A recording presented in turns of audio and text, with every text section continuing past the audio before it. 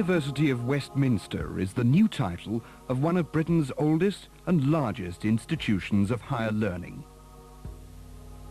It was on this site in Regent Street in 1838 that the first polytechnic opened its doors and where the first classes in photography and railway engineering were given. Under the guidance of Quintin Hogg, the Regent Street Poly developed a national and international reputation for the accessibility and range of its courses. It played an important part in the life of London.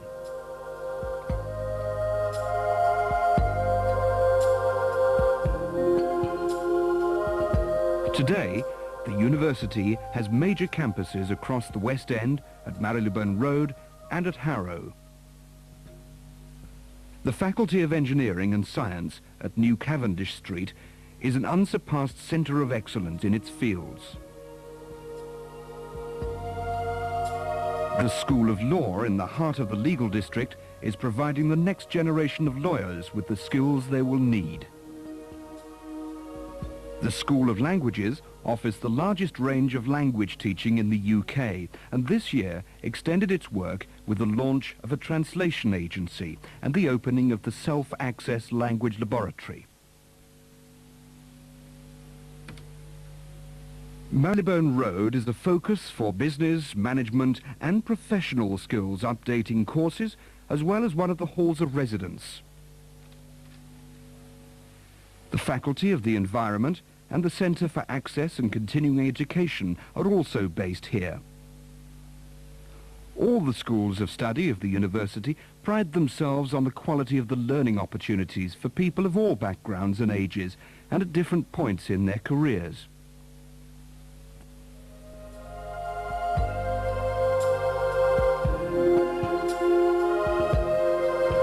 Whether in communication or social science, design or psychology. The University of Westminster will, we hope, prove to have played a formative part in your personal and professional development.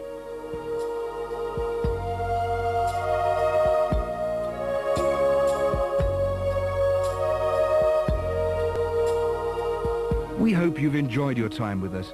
Take pride in your university and will continue to be involved in the development of education at the heart of London.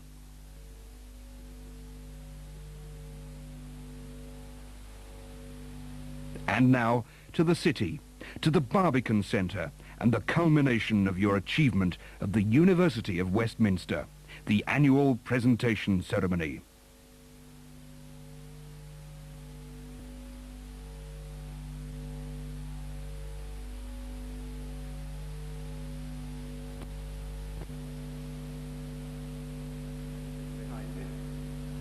Without whom these achievements could not have been made, and who continue to enhance the reputation of the University of Westminster, about which the Rector will speak later.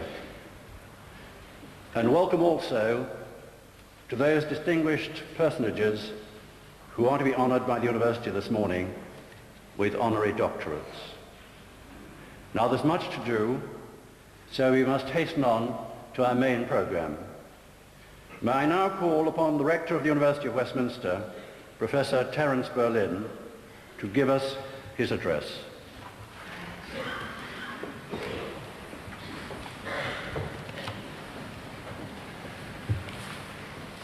Chairman, Lord Mayor, ladies and gentlemen.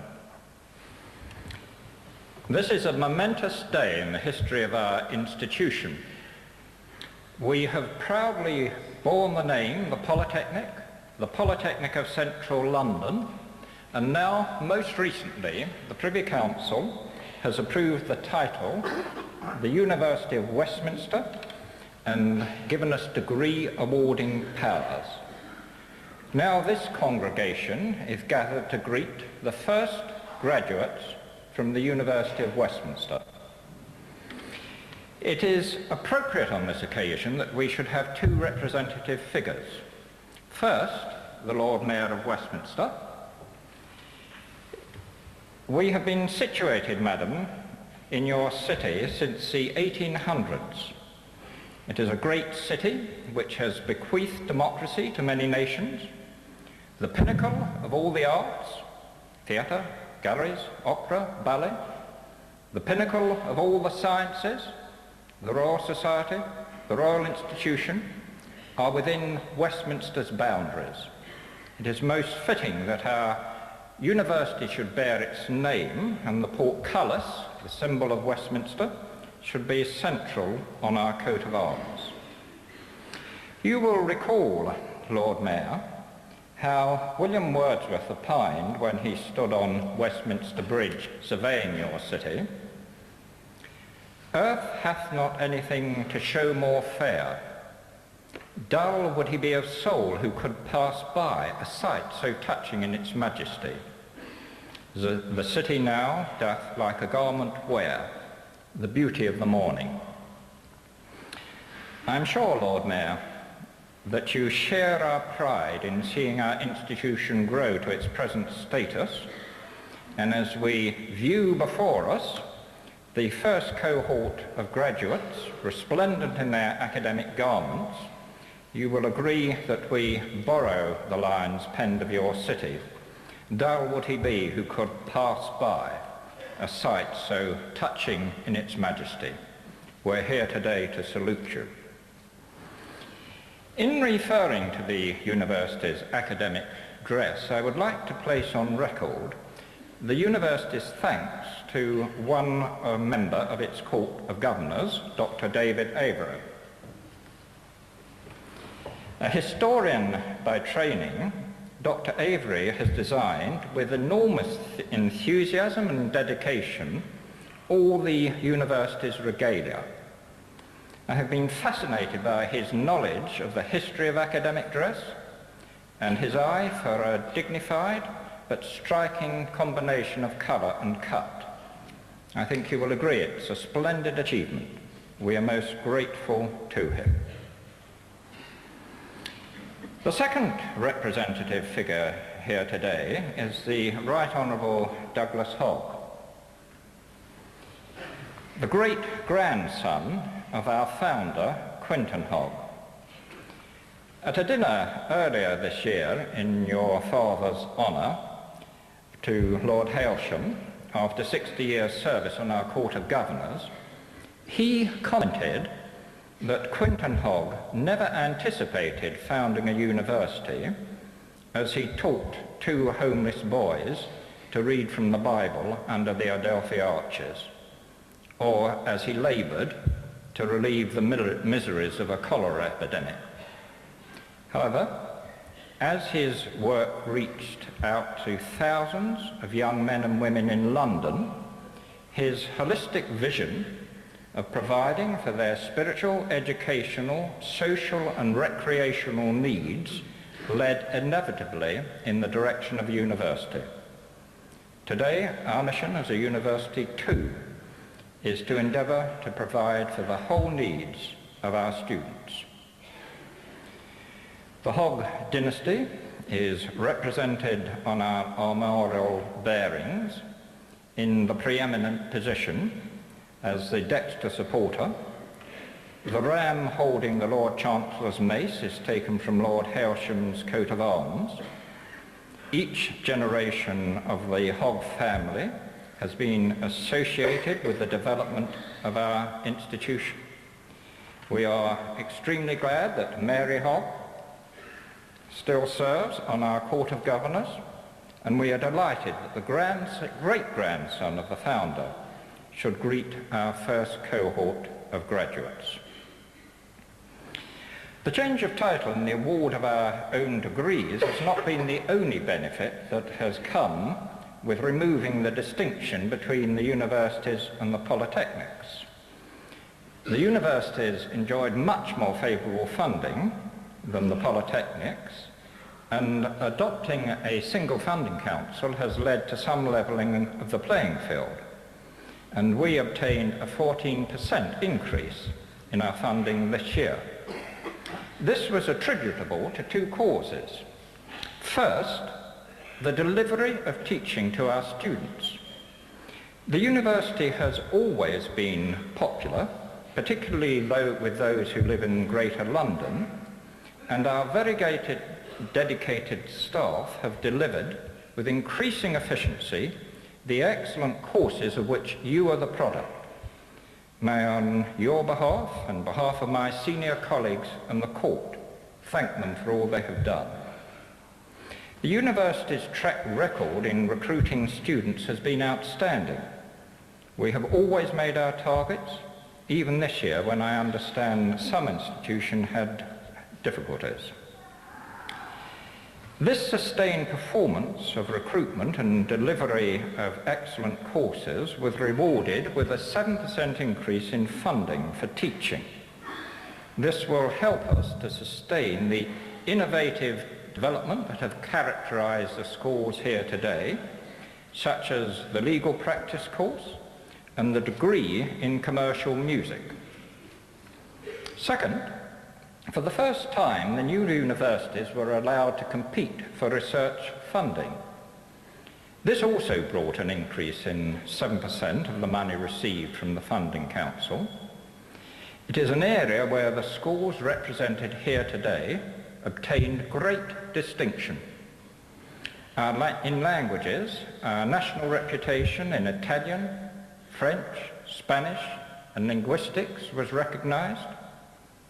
The largest group of staff to be recognised for their research output came from business and management, with contributions ranging from the future of work to total quality management. The breadth of our reputation extended from physics to art and design, and we were particularly gratified that our research in mass media was recognised as having front-ranking international significance. There is one piece of research published recently by the Economics and Social Sciences Research Council which will interest our graduates. Firms which are intensive users of graduates outperform other firms. Businesses with 50% of graduates on the boards of directors increase turnover and profits most rapidly. Regrettably, too many British medium and small-sized firms have gone in the past for the low-skill, low-technology route. But firms which employ graduates tend to take a longer view, tend to invest in technology for the future, and tend to innovate, not liquidate. You have a vital role to play in the economy of our country. More than this, the University of Westminster is a remarkable institution where many races, many cultures, and many viewpoints mingle in mutual respect. It is for you to carry into our society this tradition of tolerance, humanity, and cultural diversity. Now, in welcoming our guests, I would like to convey to parents, to husbands, to wives, the thanks of the university for all the support you have given to our students. We appreciate that for many of you it has meant personal sacrifice, and we share your delight in seeing the successful outcome today. For all the encouragement and support you have given our students over many years, the university is most grateful. To our presentees, may I extend to you my personal good wishes for success in your careers and God's blessing on your future. You are the first graduates of the University of Westminster. We are proud of you. You, above all others, will establish the reputation of the world, of the university in the world at large. I hope you keep in touch with us. We have set up an alumni, and the Development Office is producing a regular newsletter with which we will contact everybody who has given us their address. I think you know the government is pressing us to seek multiplicity of funding. You are our best advocates.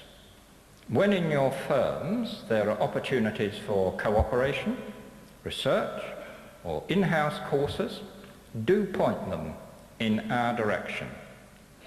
Better still, when you become millionaires, remember where you came from.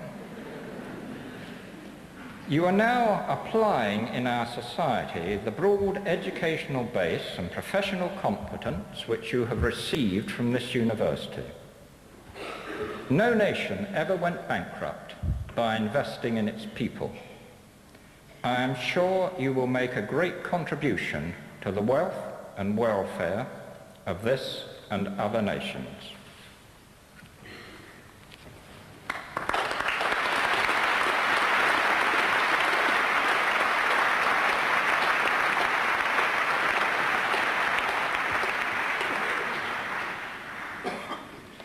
Thank you, Rector. Now we reach the main business of our meeting, that which you're waiting for, the presentation of the degrees and the diplomas. You will all have read your programs and noted that much as we would like you to cheer and applaud each individual, such is the amount of business which we have to complete in a short space of time that we have to ask you to restrict yourself and your recognition and applause until all those who are in a particular school have been presented. Then you may release your pent-up enthusiasm and cheer and applaud as much as you want. I'm now pleased to call upon the Deans of the Faculty, the Dean of Faculty, Dr. Maud Tyler of the Faculty of Law, Languages and Communication, and Dr. Margaret Blunden of the Faculty of Business, Management and Social Studies to introduce their faculties.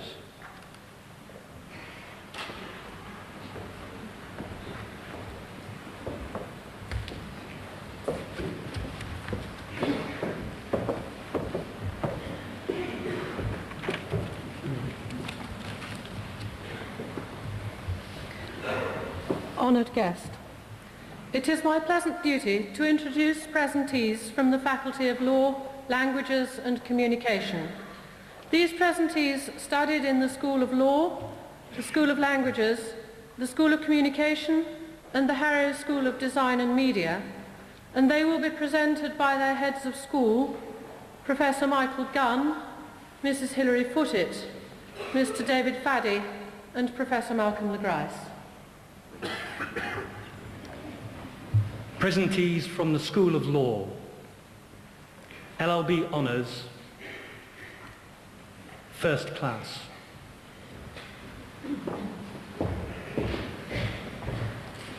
Michael James Connolly.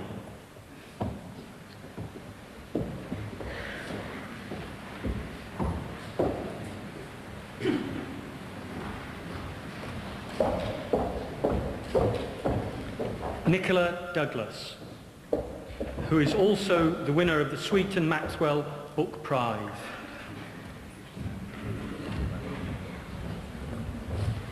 James Dowsett.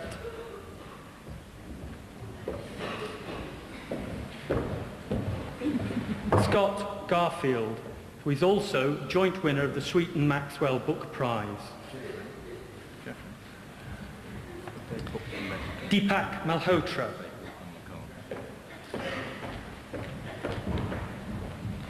Bernard McKenna.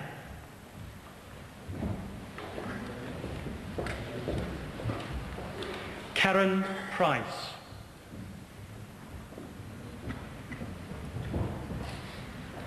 Harpreet Saini. Upper second class, Siobhan Adusi,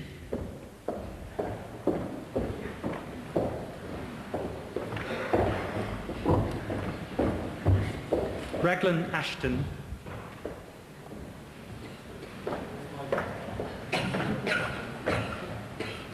Lubna Bhuta,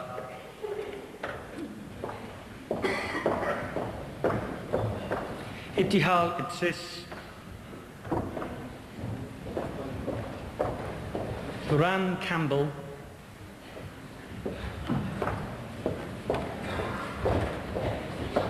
Tessa Cott.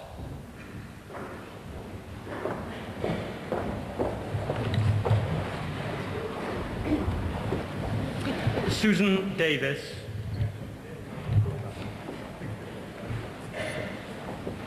Philip Eyre. Karen Gardner.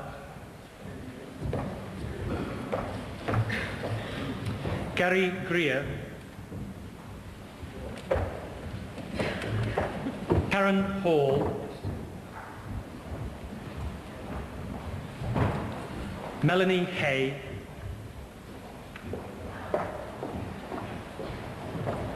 Stella Joachim.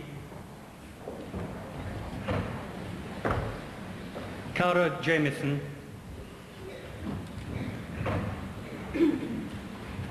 Maggie Jarrett. Mary John Baptiste. Shakina Junaid. Smitesh Kakad.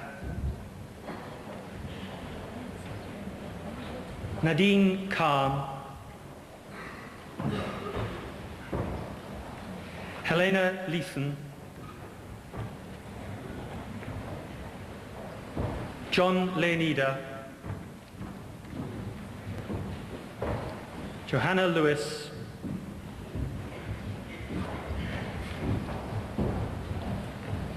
Linda Lovett. Tiam Ken Lai. Simona Milza.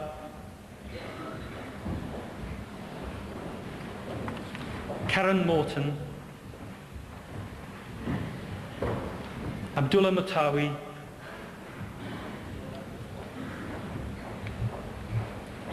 Jennifer Parr. Paul Phillip.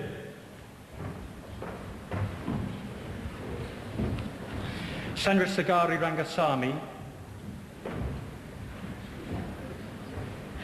George Sebastos.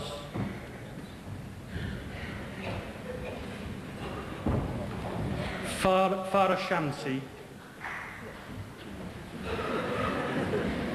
Neelam Sharma.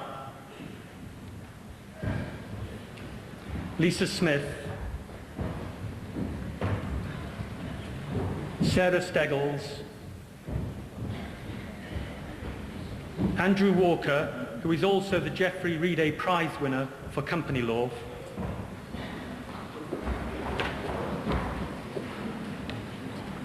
Mary Wheatley. Karen Whiteley. Sasha Whitworth. Lynn Wilkins. Marie Williams. Sonia Winborn. Michael Wong. Mary Ann Wright. Lower second class.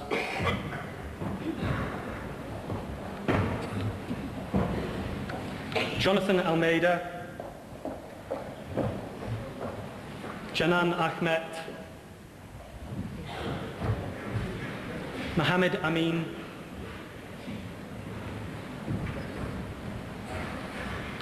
Parul Anand. Sarah Appiah. Aileen Ashworth. Mohammed Aziz. Lydia Bain. Alani K. Balogun. Simon Barron. Renica Beckley. Sabrina Babra. Eric Bottrell. Tracy Brocklesby. Shazia Butt, Anthony Demetriou, Hardeep Dhaliwal, Amanda Duffy,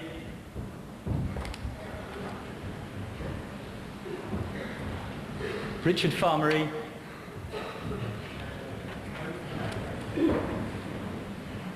Dani Farouk,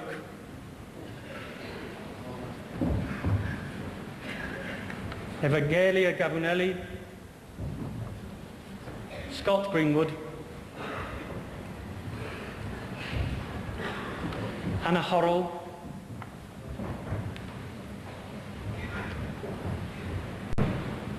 Christine Hughes, Laura Hussey,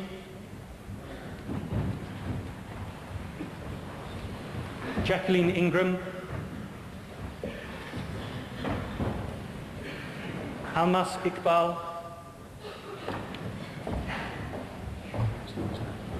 Brian Isdale,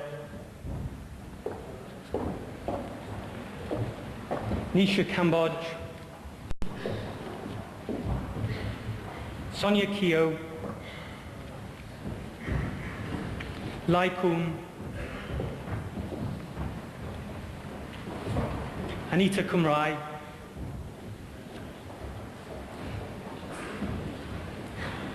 Kieran Levine, Moira MacDonald, James Manchester, Leslie Manson, David Michael, Heather Moore, Colin Narn, Michael Narn, John Norton, Helen North,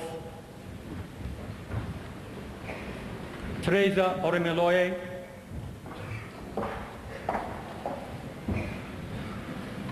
Olusola Oshinuga, Gareth Overton Edwards, Rosella Pagano, Kirti Patel, Pratiksha Patel,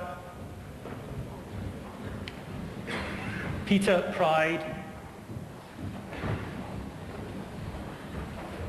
Majid Qureshi, Genevieve Rance, Claire Rodway, Sophie Rowe, Bernadette Romain Barton, Tubaya Salahuddin, Alan Schofield, Varinda Sharma, Hardeep Sian, Chad Sophie, Ajit Tapar, Laurie True, Ashish Vyas, Margaret Watt, Timothy Williams, Richard Worsley. Third class,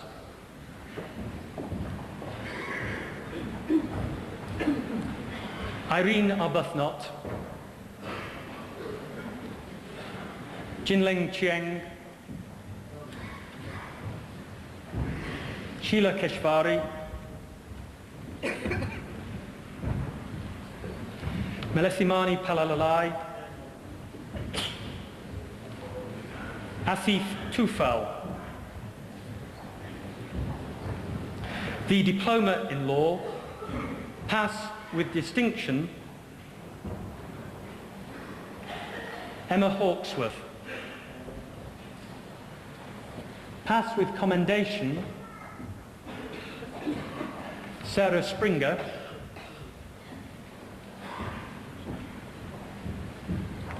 Sally Thompson. Pass. Manusha Bagheri Mogadam. Catherine Clark. Richard Clark. Helen Cummins. Yasmin Ashagian. Zoe Osborne. Richard Paterson. Mehul Shah. That concludes the list of presentees in the School of Law.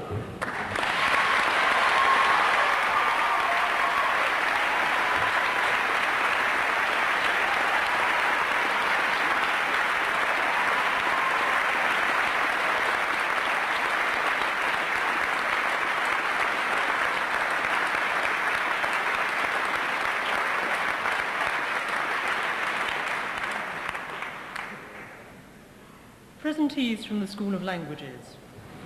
BA Russian,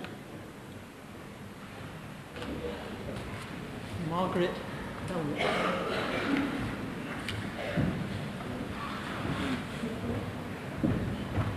BA Honours Arabic, upper second class, Abelda Faka Hafidi.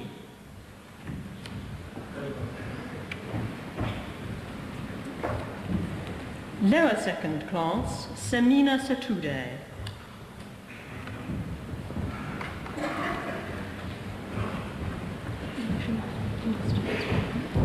BA Honours in English and Linguistics, Eleni Canarelli.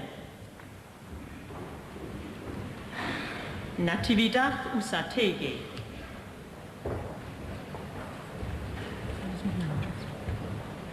BA Honours Modern Languages, where students do 2 languages to degree level, Luca Balletti, first class. First class also, Steve Campbell. And also Michael Dibble.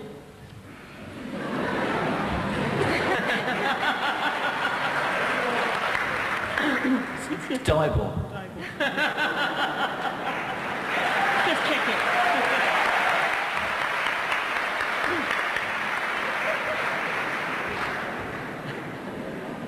Upper second class, Maurice Caldera. Michael Kuba, Jane Dalton, Jacqueline Drum, John English, Antonietta Ferrelli, Joseph Healy, Jacqueline Hollidge, Monica Kiffinger, Lillian Kwok, Georgina Manzi, Khalid Mohammed,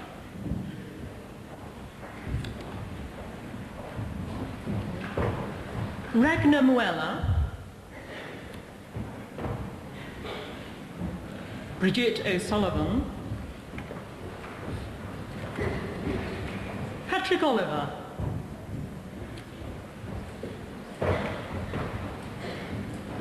Catherine Orchard, Samantha Parks, Juliana Petronio, Joanne Phillips, Annalisa Platoni, Andrew Railing, Zoe Rick, Alison Ricketts, Linda Robbins, Anjali Sharma, Samantha Stefano, Claire Wiles, Andrew Wright, lower second class, Sonia Baldelli, Visnja Barford, Samantha Baxter, Ramesh Bolorian,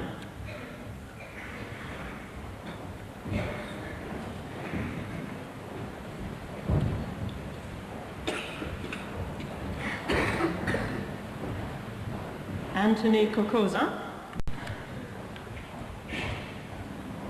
Christina Colonella, Maria Kona,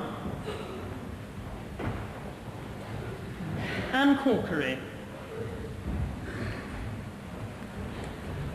Paolo Costa, Richard Cox, Giselle Danino, Clara de la Riva, David DeLuca, Wendy Froud, Asabe Gosden, Adrian Carner, Daniela Lavery, Deborah Lavery, Demetria Maratheftis, Maria Mavromatis,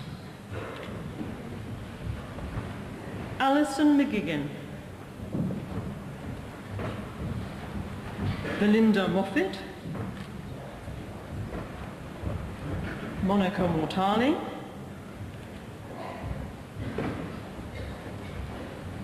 Victoria Neville,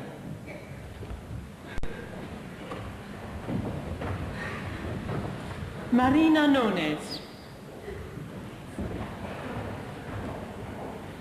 Helen O'Hara, Rachel O'Shea, Francesca Polebri, Catherine Powell, Jeshi Ramsuran, Anna Maria Tomasi, Celia Vernon, third class, Gabrielle Koski, Rosanna Flamia, pass, Maria Teresa Corral,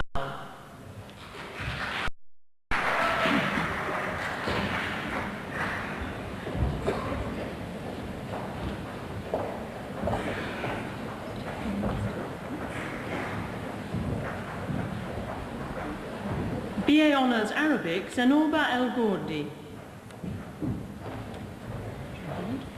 and Tahir Khalil.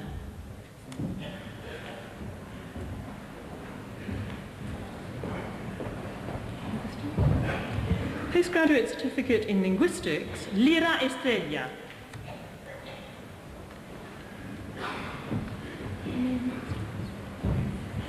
MA in linguistics, pass, Manservisi Elena,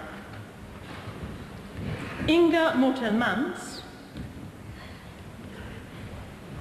and Maria Rosa. And that completes the presentees from the School of Languages.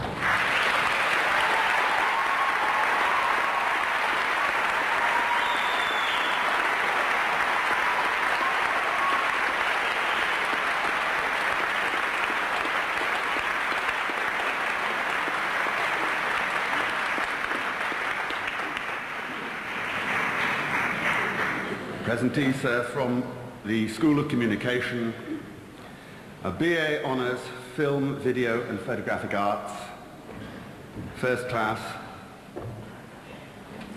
Esther Douglas.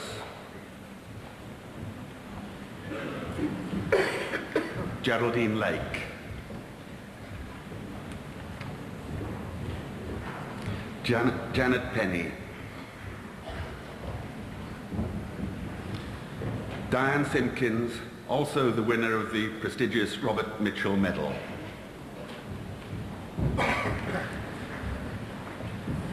Upper second class honours, Orion Abbott Davies, Majid Ashgar,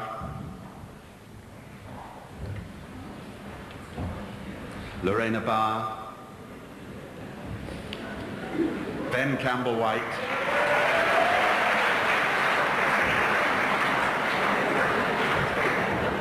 Laura Cartwright,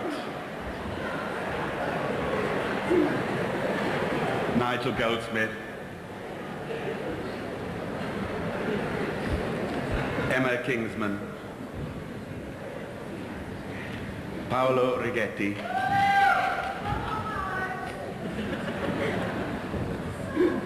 Bradley Suba,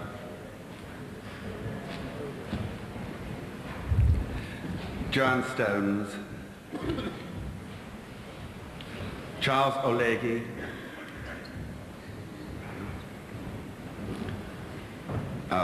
this is now the lower second class honours. George Reeves, Alistair Waterson. BA honours in Media Studies. First class, Conrad Green.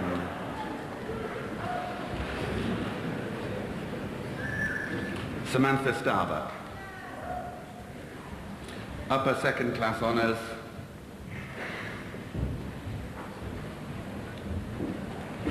Daniel Charlton. Laura Fireman.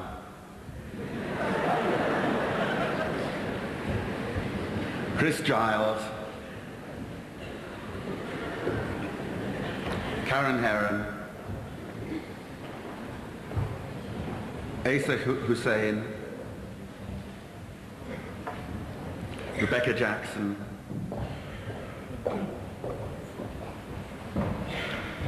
Hala Khalil.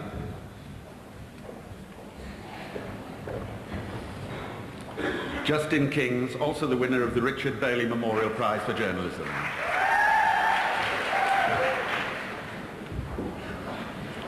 Madeleine Kitchen. Lucy MacArthur.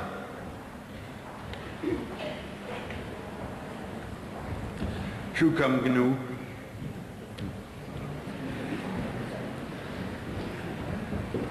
Gary Painter. Leslie Thompson.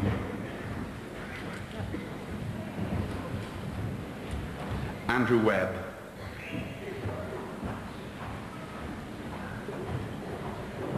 Anthony Armand.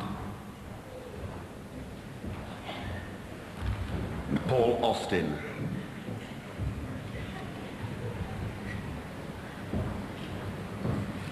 Ashish Chandola. Heidi Hannell.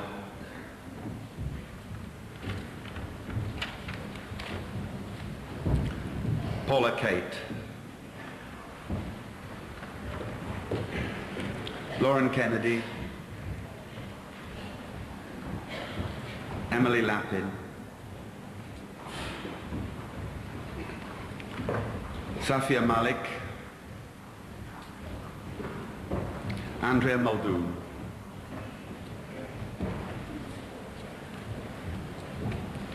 Camilla Scheinert.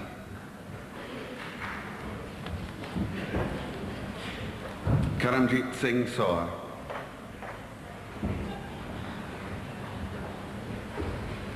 Amy Vosborough.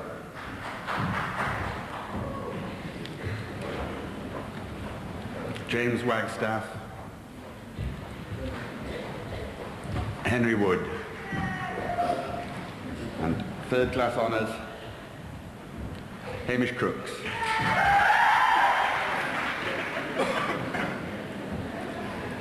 BA Honours Photography, first class, Elspeth Ross. Upper second class honours, Julie Cook.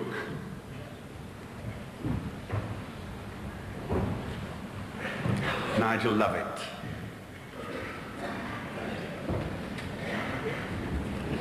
Judy Shapter. Susan Snyder.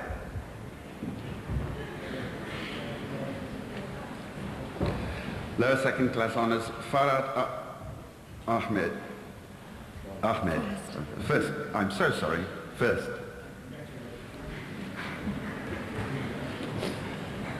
Adrian Ford.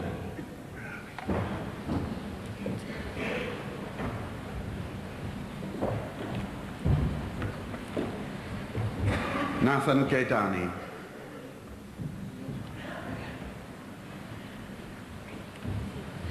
Samantha Harling.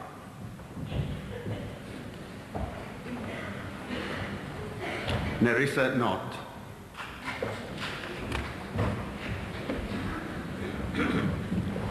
Martin Owens. Richard Platt. Karen Sapsford. I should say they were all first class honours in BSc Photographic and Electronic Imaging Sciences. Upper second class honours, Stuart Campbell. Austin Capsey. Hazel Featherstone. Sarah Holt. Andrew Hoyle. Bartholomew Hulley. Julie Ingleson. Kanwaljit Jagdev. Cyril Pecker. Simon Saw. Colin Taylor. Lower second class honours, Mark Allison. Andrew Dunn. Petros Iatru. Julia Mushak. Gavin Wingfield.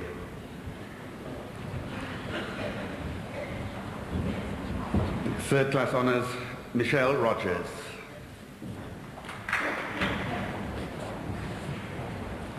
MA Film and Television Studies, Timothy Downs. Nigel Dyer.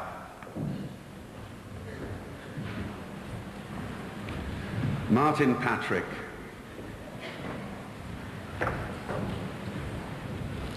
MA in Journalism Studies, Sarah Marshall.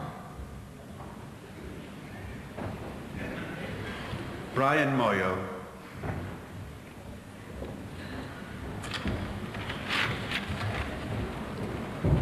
Georgina Overell.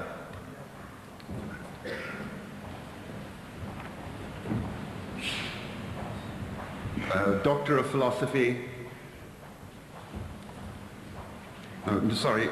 MA in Film and Television, Ramona Futiadi. And Doctor of Philosophy, Huang Yu.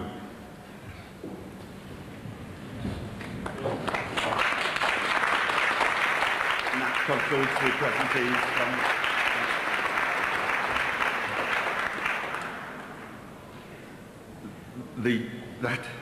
that concludes the presentees from the School of Communication. Thank you.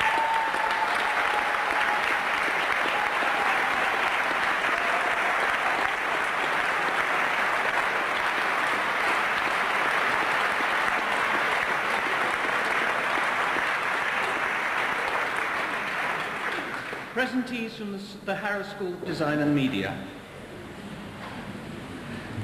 Certificate in Foundation Studies in Art and Design, Diana Meany. And Neda Sharastani. And for the Certificate of Higher Education in Jewellery and Allied Crafts, Miggy Cheng. Oh, I'm sorry, we have one listed, but it's not. We're on to the BA Honours in Fashion, Miggy Cheng, First Class Honours. And Christian Daly.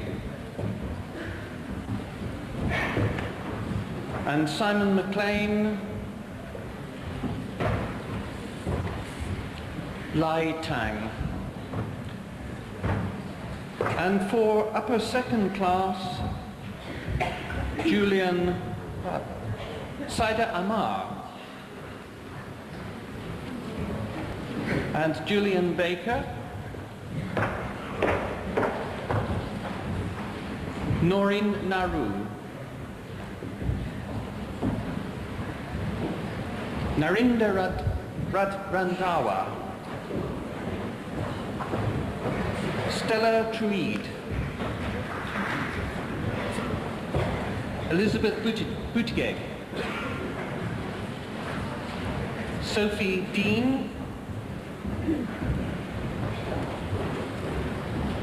Conrad Grundy. Karen Emma Parkus. Mark Maidment. Sophie Miller. Uvashi Parakesh. And for the BA Honours in Graphic Information Design, First Class, Krista van Gent. And for upper second class, Susan Blackburn. Helen Charman. Michelle Egar, I'm sorry. Donna Endine.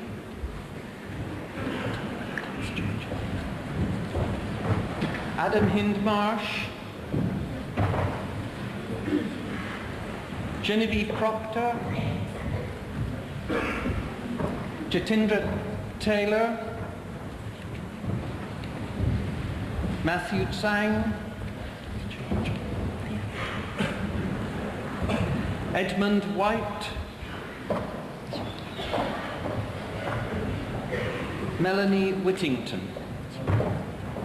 And for lower second, Tanya Allen. Michelle Baxter. Craig Bushnell. Tara Dixon. Sarah Evans. John Heath. Kathleen Iwansak.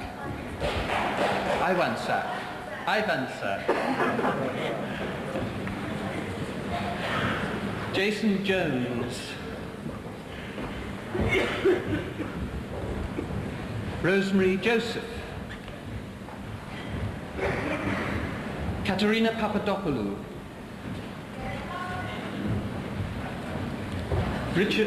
Lucy Pope. Richard Prescott. And for third class honours, Zahid Ahmed. And for the BA honours in illustration, first class honours, Vernon Yabsley. And for second class, upper second class, Darren Farmer. Jason Parker. Angus Rutherford. Catherine Templeton. Mei-Ling To. And for lower second class, Daniel Conway. Tara Dean. Simon McLaren. Alison Orchard. And for third class, Carolyn Hilton. And Louise Partridge. And now for the BA Honours in Photography, Film and Video. First class, Thomas Roop, and for the North Thames Gas Prize. Upper second class, Tracy Albaranga. Veronique Demaret. Susan French.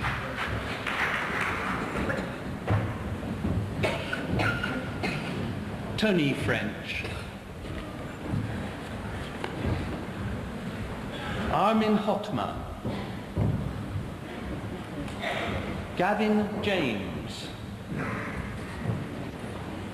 Alexandra Klianathous. Fabiola Marini Yegahani Azimi. Philip Meach. Paul O'Brien. Sophie Pendrell. Annalisa Sola. Nigel Barton. And we're in the upper second, Anthony Cullen. Lower second, I'm sorry. Lower second. Maria Rodriguez. Damien Waters. And third class, Germaine Beauveau-Jones. And this is the BA Honours Workshop Ceramics. First class honours. Patrick Lester. And upper second, Michelle Dauncey. Jonathan Hancock. Andrew Kendall. Graham Plevin.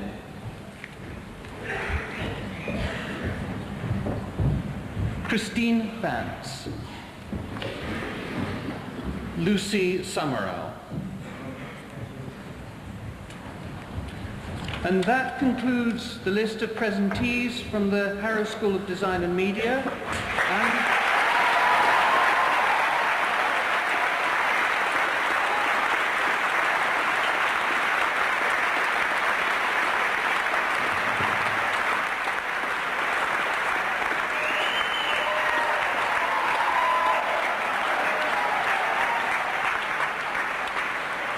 And from the Faculty of Law, Languages and Communication.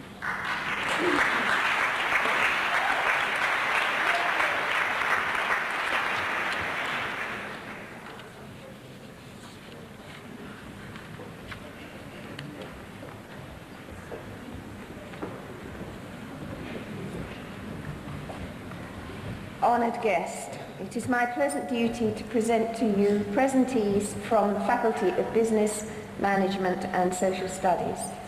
These presentees were studied in the School of Economic and Business Studies and will be presented to you by their head of school, Dr. Nikos Safiris.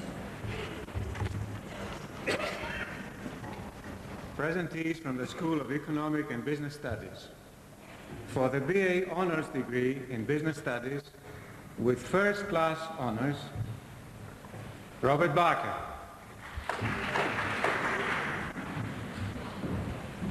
Dahlia Brotherton. Nicholas Cook. Hamish Davis. Lachu Mirpuri. Matthew Pitt Bailey. With upper second class honours, Mariam Akhtar. Peter Omar.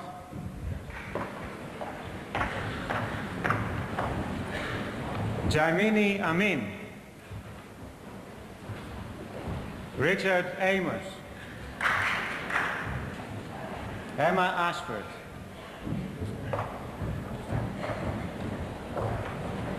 Philippa Aston, Karen Bannister,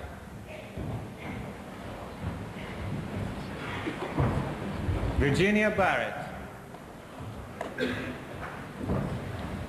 Kamaljit Bell, Fiona Boyce,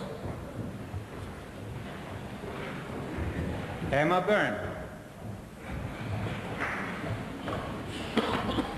Moira Cartwright, Kevin Caruth,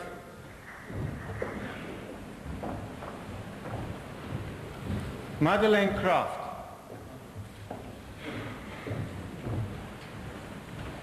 Audrey Cullen,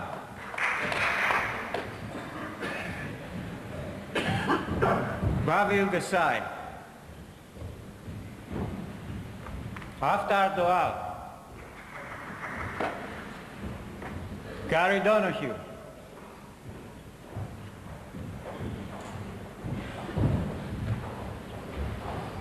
Jonathan Abreu, Chris Ellison,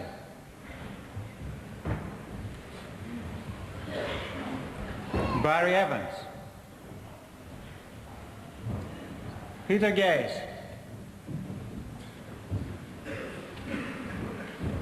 George Georgiou, Sayed Godsyan, Ahmed Gungwala, Ian Golding,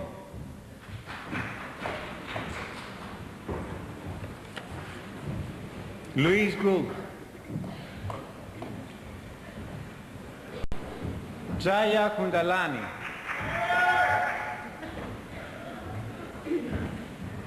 Tracy Husbands, Alwyn English, Jacqueline Lawless,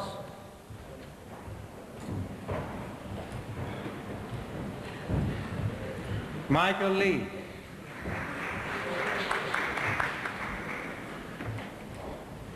Garrett Lim, Y. Liu, Amy Lloyd, George Lukaidis, Emma Lynch,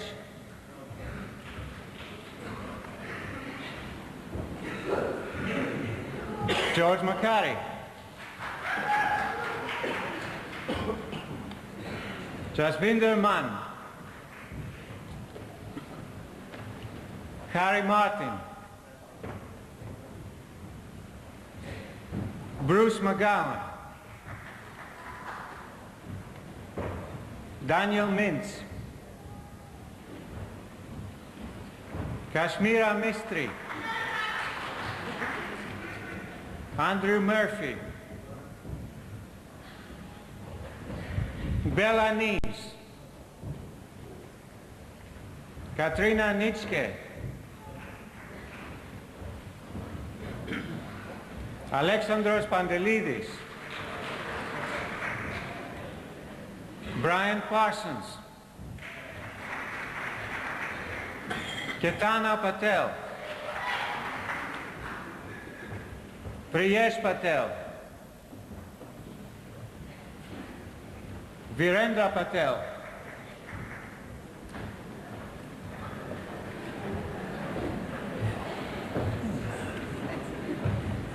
Alison Phillip,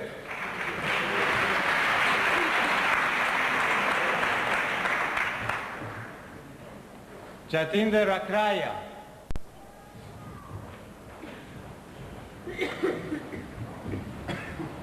Tavendra Rathod,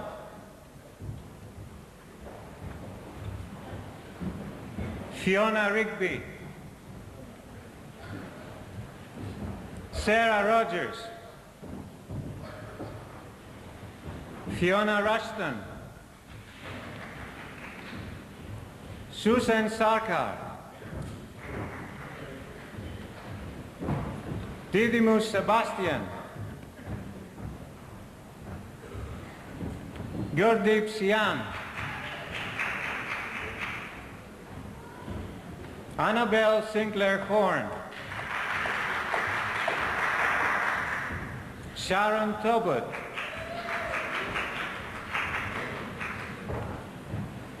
Kim Choi, Catherine Turner, Nita Wadwani,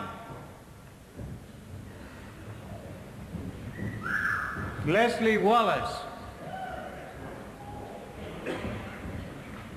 Darren Weiner, with lower second class honors, Justine Alistair,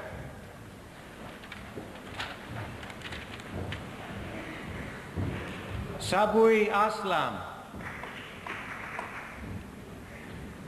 Bella Bao, Valerie Collett, Colin Chung, Yvonne Choi, Anna Corby,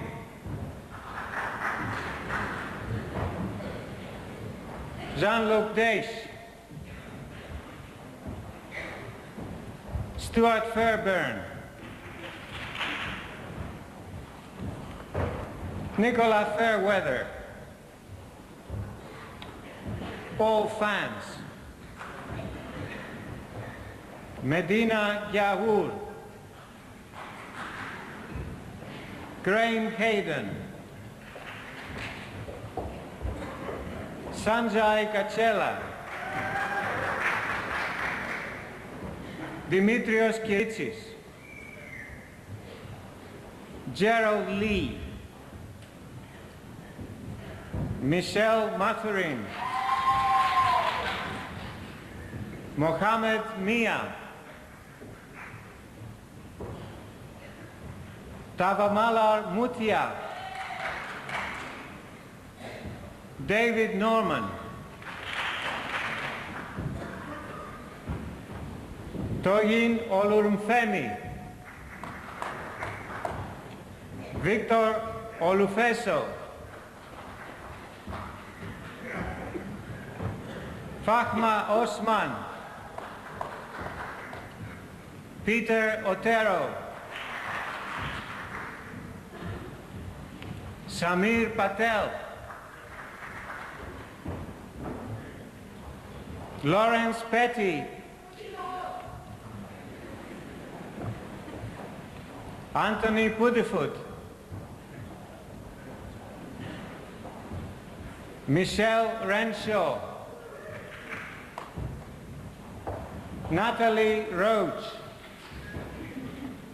Simon Roper,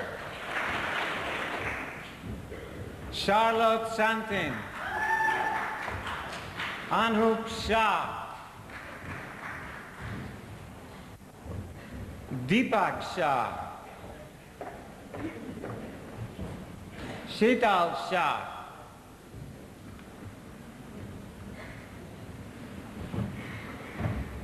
Yusuf Sheikh, Damien Thibault,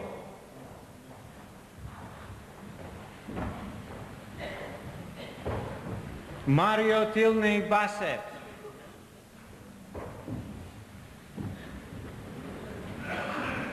Gianandrea Tomba,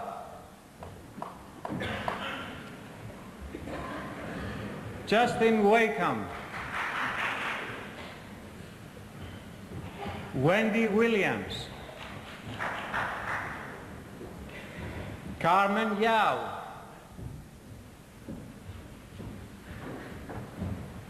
Tracy Yuen, with third class honors, Robert Anglaret,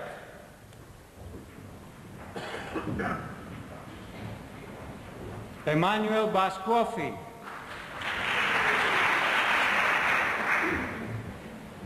Nita Dudia, Tullio Smitter, James Thurbin. Now for the BA Honours in Business Studies with reference to service industries and with first class honours, Tina Chandiramani. With upper second class honours, Lynn Adams. Maria Antoniou. Franklin Antwi. Catherine Ashton.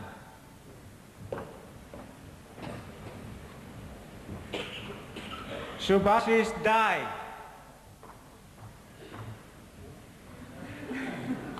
Anne-Marie Gale. Valentina Grecki.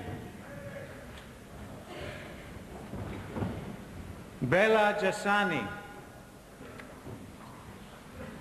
Katia Lambru. Peter Lau. Jeremy Lowe. Carsten Mondell. Fleur McNally.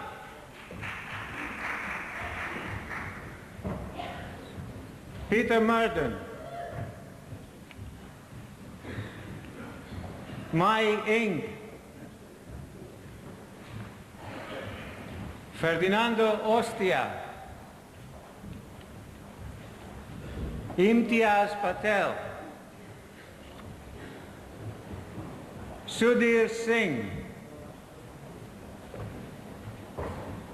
Rupert Thacker. Fiona Tutt. James Zadeh. With lower second class honours, Savinder Batra. Anne Chivers. Ranju Dale. Sunita Gopinathan. Carla Guimaraes. Deborah Hand.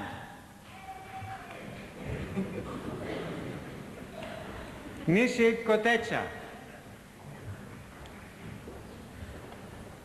Shefali Lakhani. Beach Luong.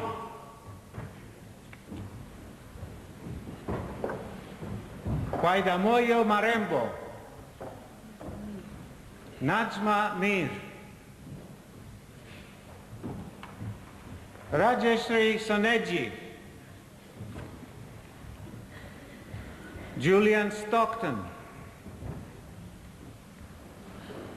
Manmeet Suri.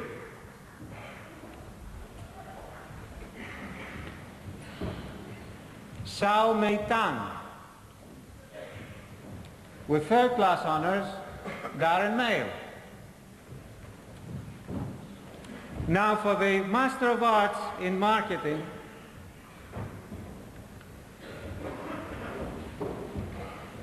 Josephine Fox. Andrew Jones. Richard Mather. Alicia Membrado. Sarah Mulvey.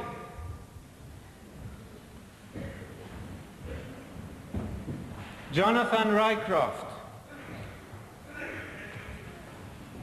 Richard Small. That concludes the list of presentees from the School of Economic and Business Studies.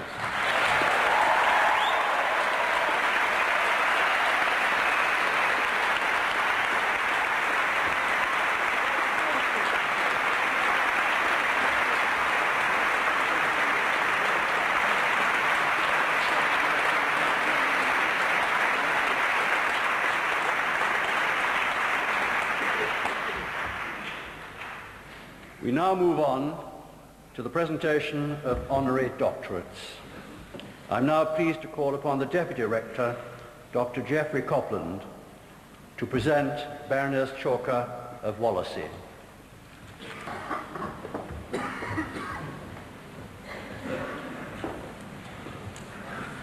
Chairman, Lord Mayor, ladies and gentlemen, it is my honour and pleasure to present Baroness Chalker. Baroness Chalker, formerly Linda Chalker, is Minister for Overseas Development. Linda Chalker was educated at 3 prestigious higher education institutions: Heidelberg University, London University, and to her great credit, she came to the Polytechnic of Central London to study statistics as an evening student. She was therefore one of our alumni, and one who has subsequently had a distinguished public career in both the private and public sectors. Her studies at the forerunner to this university were clearly of direct vocational relevance, as her career before entering full-time politics was as a statistician. First with the Research Bureau Limited, a part of Unilever, then as Deputy Market Research Manager for Shell-Mex and BP. She then became Chief Executive of the International Division of Lewis Harris International in 1972. By this time, however, her interest in politics had come to the fore. In her earlier years, she was Chairman of the Greater London Young Conservatives and National Vice Chairman of the Young Conservatives. In the general election of 1974, she was elected to be the Conservative Member of Parliament for Wallasey, a seat that she held for 18 years. She started her parliamentary career in opposition, and after only 2 years in the House of Commons, became the opposition spokesman on social services in 1976 until the election of 1979. Following the Conservative victory at that election, she was appointed to be Parliamentary Under-Secretary of the Department of Health and Social Security until 1982, then to the Department of Transport for a year before becoming Minister of State for Transport in 1983. Her personal modes of transport when Minister included the bicycle, which she found to be an efficient, environmentally friendly and economic method of moving around London. She held that post until she was appointed Minister of State at the Foreign Commonwealth Office in 1986 and Minister for Overseas Development in 1989. It is in this area that she has made a particular impact.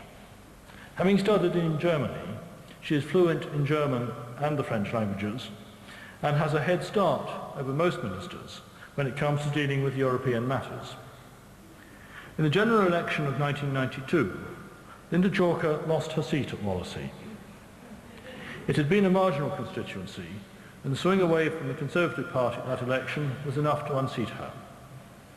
It was a tribute to the very high esteem in which she was held that there was a genuine sense of loss by all parties that she as a person and a crusader for overseas development matters should have had to leave the political scene.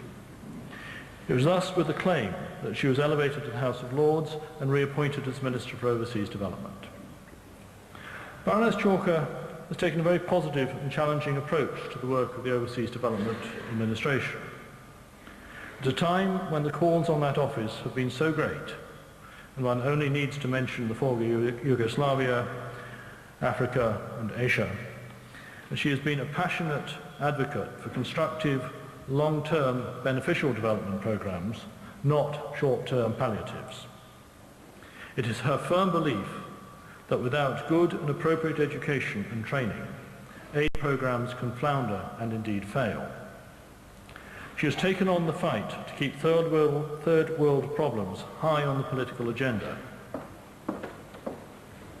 and to convince the Treasury that despite all our pressing domestic problems, this country should be foremost in sharing knowledge, technical expertise and aid with those countries that are beset with disasters, natural and tragically man-made.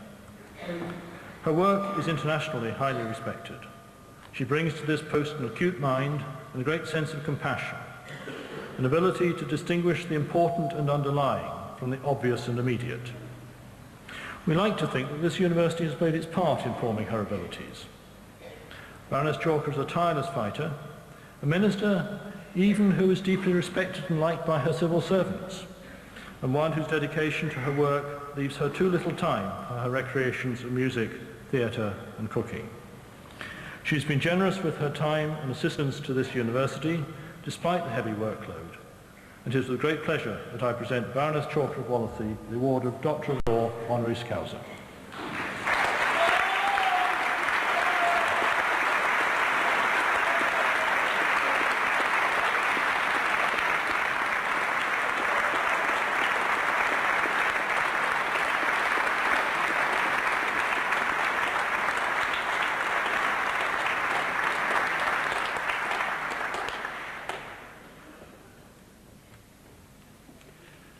I'm now pleased to call upon the Rector, Professor Terence Berlin, to present Sir Cyril Pitts.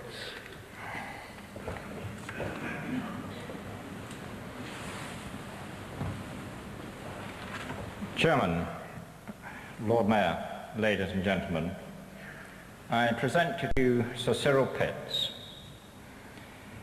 Sir Cyril obtained a scholarship from his primary school in Bermondsey to St Olaf's School. He then won an open exhibition in classics to Jesus College, Cambridge, where he survived an eccentric tutor who insisted that it was good for the brain to have the heating off and the windows wide open all through the winter, and was awarded, in the end of that, a first-class honours degree in classics.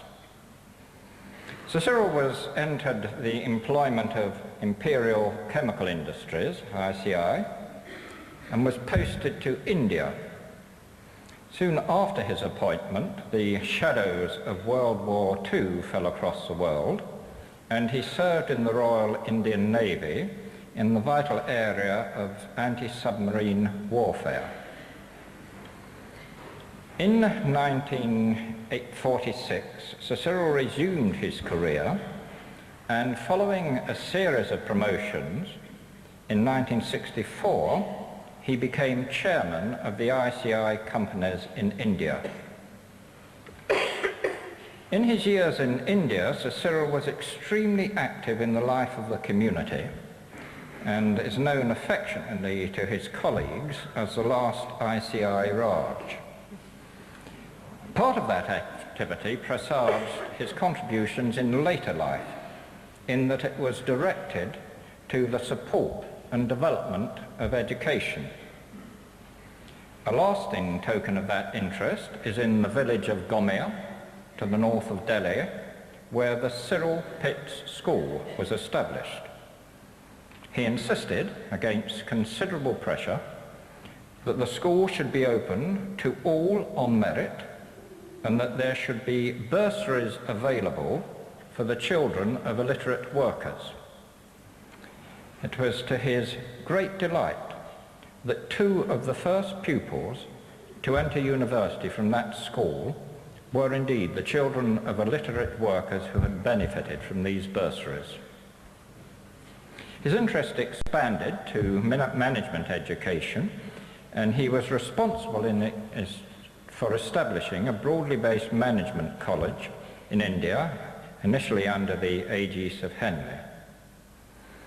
His interest, of course, extended to the wide business life of India and was recognized by his election in 1967 as president of the Bengal Chamber of Commerce and Industry. But arguably his biggest contribution to Indian life was in training the national population for taking responsibility for running a multinational corporation. Cyril Pitts completed his task in 1968 and was awarded a knighthood for his services to British industry and to overseas development. On returning to London headquarters, he took responsibility for ICI's overseas interest. He became chairman of ICI Export and general manager of international coordination. He was also a director of the ICI Americas Limited and served as chairman of a number of companies, including Ozolid Holdings, Process Plant EDC and Peter Brotherhood. His abilities were soon recognised by the government, and he was appointed to chair the National Economic Development Council for the process plant industry.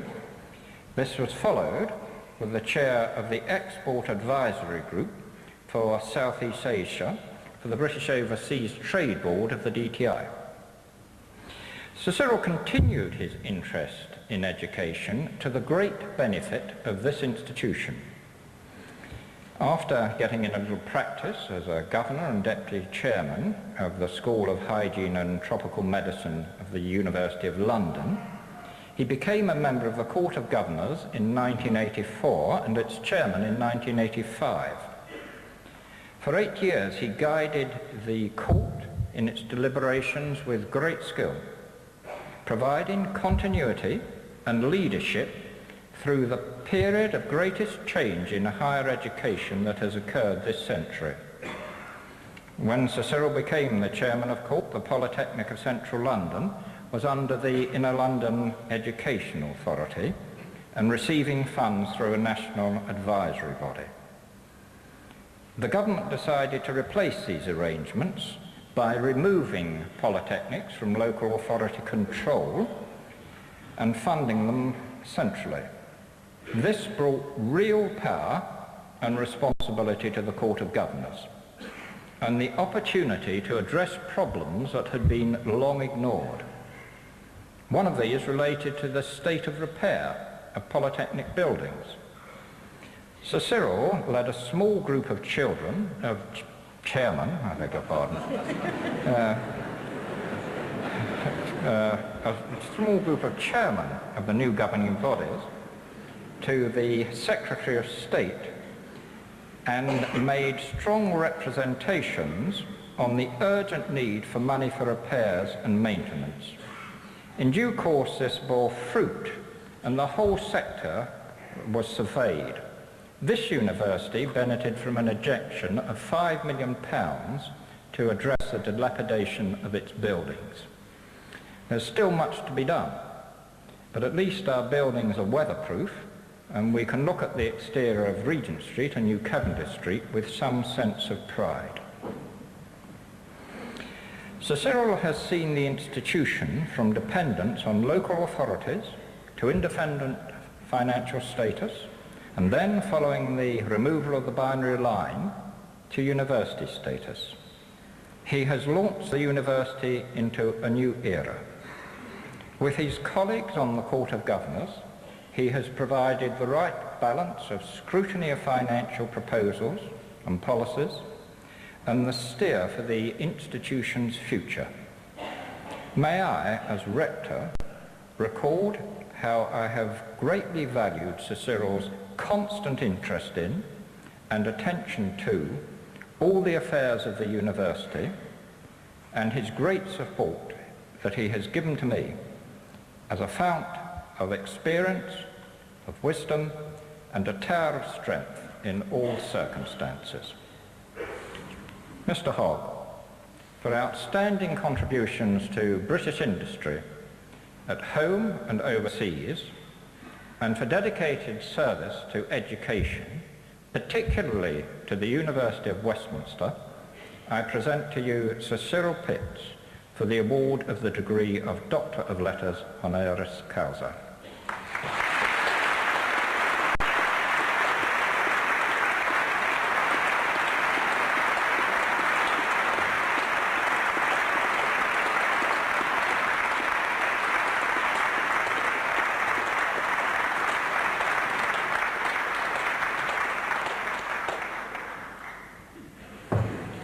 May I say that I echo the Rector's words.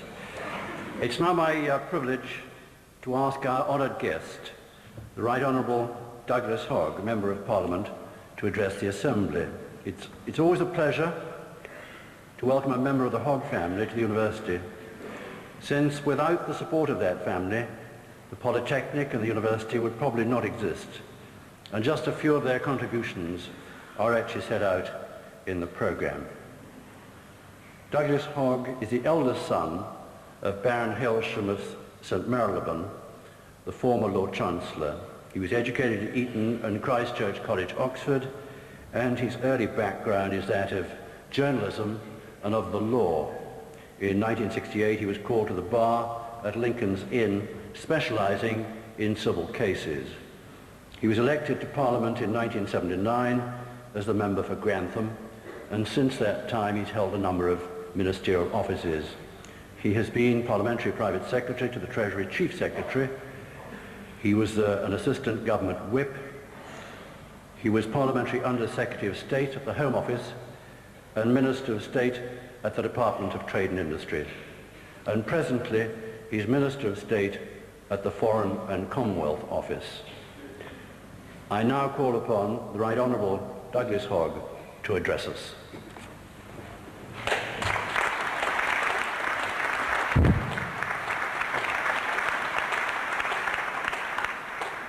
Chairman, Lord Mayor, Rector, ladies and gentlemen, for me it really is a very special pleasure to be here at the University of Westminster graduation ceremony.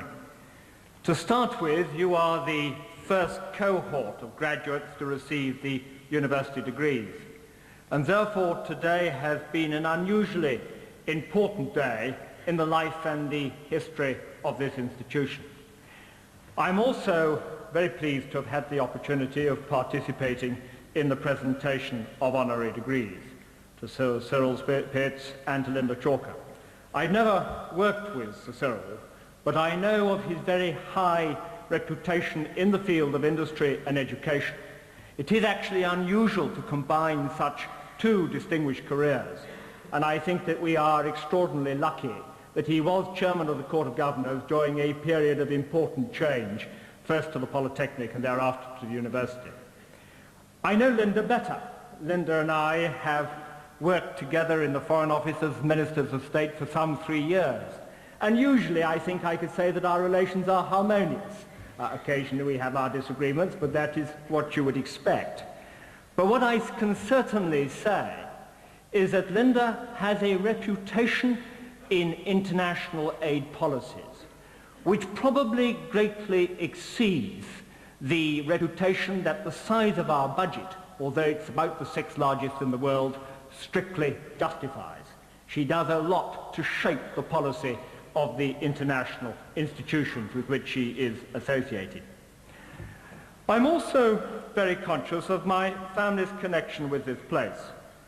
For, as the rector has said, this university has evolved from the Regent Street Polytechnic, which my great-grandfather Quinton Hogg founded over 100 years ago, and with which members of my family, most notably my sister, my father, my grandfather, have been associated with ever since. Quinton Hogg would have been amazed, and I think immensely proud, of what his successors have made of his foundation. The University of Westminster is one of London's leading centres of higher education, and it is of course the largest provider of part-time higher education in the country. My great-grandfather was a businessman as well as a philanthropist, which was indeed a very typical Victorian combination. And as a businessman, he would have been greatly pleased by the diversity and by the practical relevance of the schools that are represented at today's ceremony. Economics and business studies, law, languages, design and media studies, communications. All of these have a very direct relevance both to Britain's capacity to compete in international markets and in our capacity to shape the thinking of people outside these islands. Occasions such as this represent a watershed in the lives of most people here, both a climax and a new beginning. It is a climax in the sense that it reflects a successful outcome to years of study. And I suspect that there will be a very special sense of achievement felt by those of you who have come up the part-time route, paying your own fees, supporting yourselves as you went along. That must have been difficult. The beginning is, of course, the fact that many of you will be starting careers or at least seeking out new opportunities.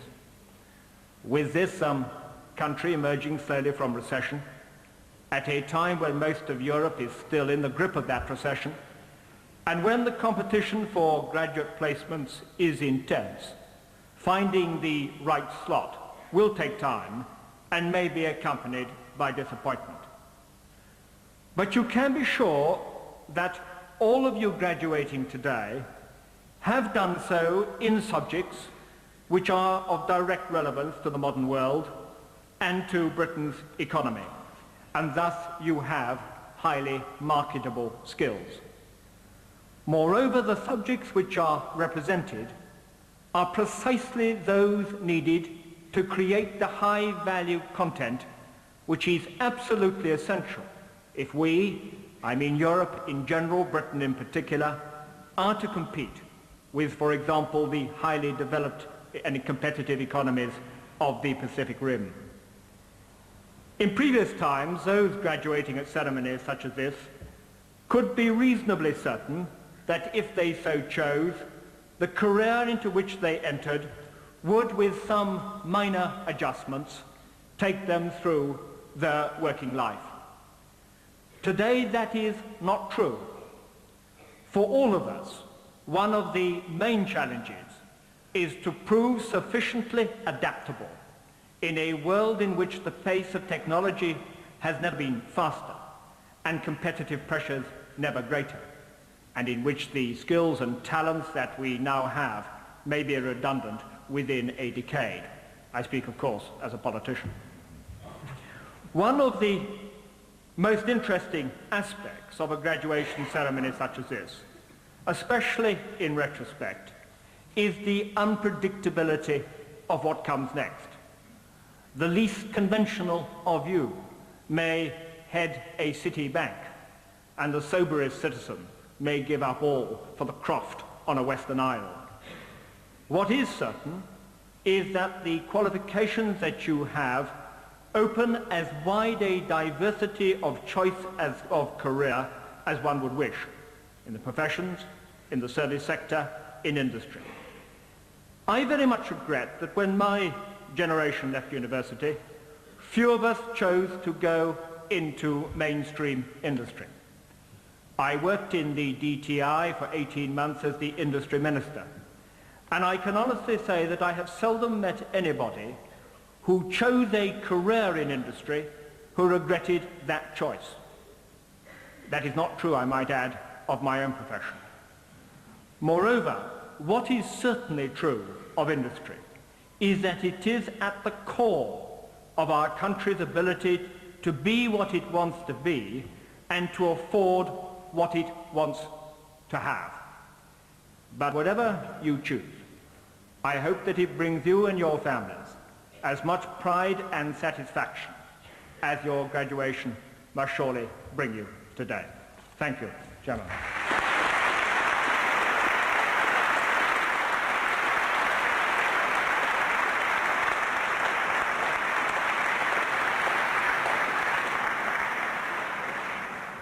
The Deputy Rector, Dr. Geoffrey Copland, will now give a vote of thanks to our honoured guest.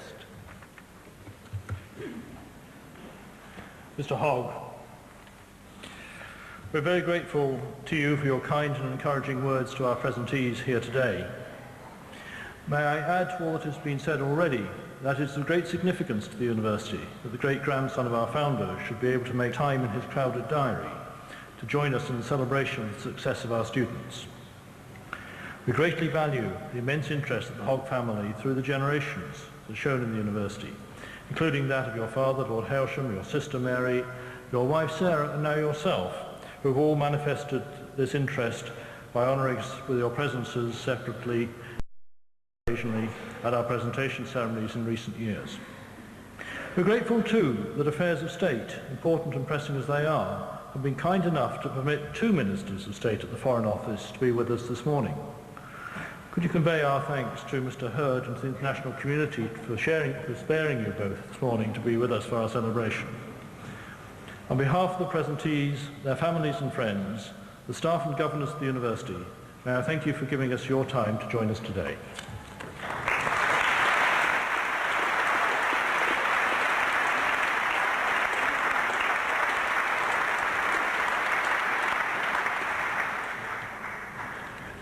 Our morning ceremony is now concluded. It remains for me, on behalf of the platform party, to thank you for coming. I hope that you enjoyed the occasion. All of us at Westminster congratulate those who received degrees and diplomas today. We hope that this is not the end of your relationship with the university, but a new beginning. Remember what the rectors said, although I'm sure you'll remember the bit about millionaires. We are seeking to build the Alumni Association so that we can remain in touch with you, and you can remain in touch with us and with those who were your fellow students, and you can indulge in what modern management jargon calls networking. So we hope to see many of you again, and we wish you very successful and rewarding careers. Now lunch and the camera awaits. The opportunity for all budding Lord Lichfields and David Baileys to make an enduring record of this occasion. Thank you for coming. May you enjoy the remainder of the day and enjoy a safe journey home. Thank you very much.